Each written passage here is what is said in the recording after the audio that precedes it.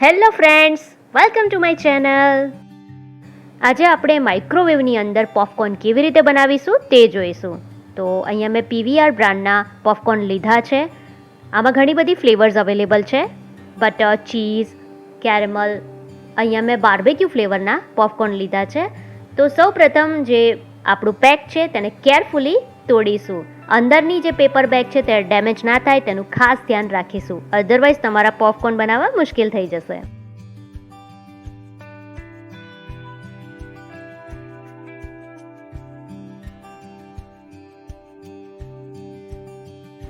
તો ફ્રેન્ડ્સ, તમે જોઈ શકો છો કે અંદર પોપકોર્ન સિઝનિંગ પણ અવેલેબલ છે, જે આપણે પોપકોર્ન બનાવ્યા બાદ યુઝ કરીશું. ત્યારબાદ પેપર બેગ ચેક કરી લઈશું. તો અહીંયા તમે જોઈ શકો છો કે પેપર બેગ છે તેની અંદર પોપકોર્ન બનાવવાની જે વિધિ છે તે અવેલેબલ છે. તેમાં લગભગ 3 મિનિટ જેટલો ટાઈમિંગ બતાવે છે. તો આપણે ઇન્સ્ટ્રક્શન ફોલો કરતા માઇક્રોવેવની અંદર પેપર બેગ મૂકીશું. તો સૌપ્રથમ ઓવનમાં માઇક્રોવેવ મોડ ઓન કરીશું. ત્યારબાદ ટાઈમિંગ સેટ કરીશું. પેપર બેગમાં 3 મિનિટ જેટલો ટાઈમ છે, તો આપણે 1 મિનિટ જેટલો એક્સ્ટ્રા એડ કરીશું. તો અહીંયા હું 4 મિનિટ જેટલો ટાઈમ સેટ કરીશ. ત્યારબાદ ઓવનની એકદમ મિડલમાં આપણે પેપર બેગ મૂકીશું.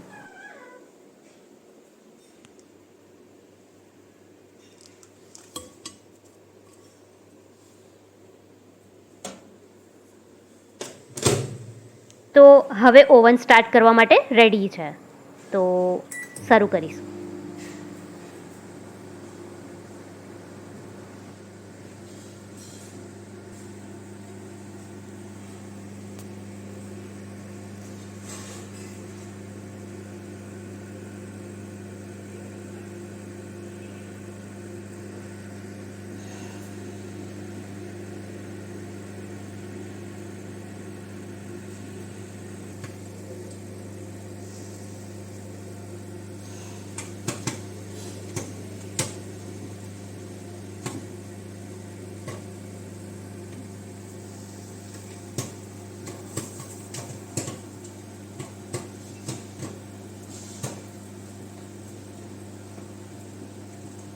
જ્યારે પેપર બેગની અંદર પ્રોપર રીતે એર ભરાઈ જાય, બેગ ફૂલી જાય, ત્યારબાદ આપણે જે પોપકોર્ન ફૂટવાનો સાઉન્ડ છે, તો જે બે પોપકોર્ન વચ્ચેનો જે સાઉન્ડ છે તેની ઉપર આપણે ખાસ ધ્યાન રાખીશું.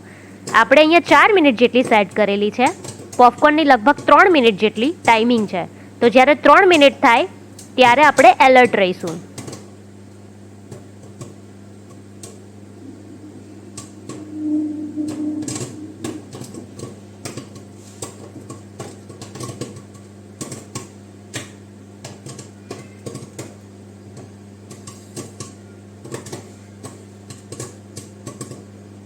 પોપકોર્ન ફૂટવાનો જે સાઉન્ડ છે તે બે પોપકોર્ન વચ્ચે 1 થી 2 સેકન્ડથી વધારે થઈ જાય, ગેપ વધી જાય, ત્યારે સમજી લેવું કે તમારા પોપકોર્ન રેડી છે. તો ઓવન બંધ કરી તે દરમિયાન પેપર બેગ બહાર કાઢીશું.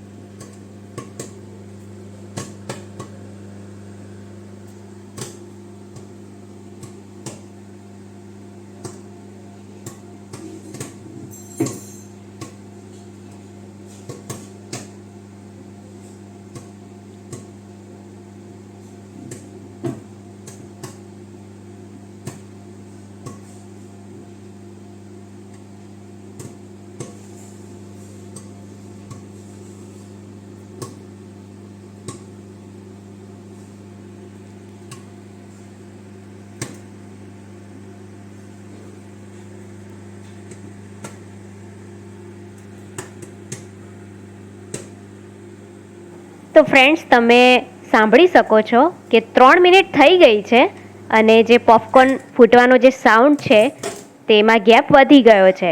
તો હવે આપણે પેપર બેગ બહાર કાઢીશું.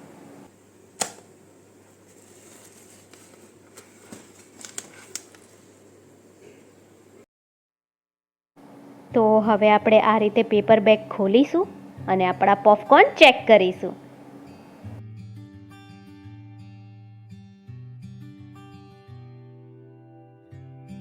જોઈ શકો છો પોપકોર્નની ક્વોલિટી એકદમ સરસ છે, બહુ જ સરસ રીતે ફૂટ્યા છે, એકદમ પરફેક્ટ.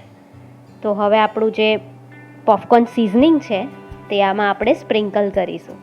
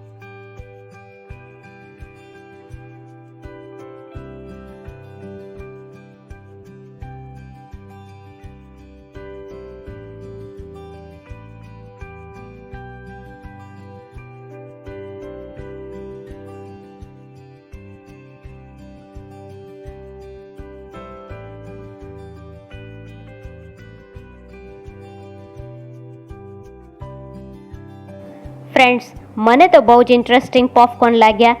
જો તમને પસંદ આવે તો જરૂરથી લાઈક કરો, સબસ્ક્રાઈબ કરો અને શેર કરો, અને તમારો એક્સપિરિયન્સ કમેન્ટ બોક્સમાં જરૂરથી લખો. Thank you so much.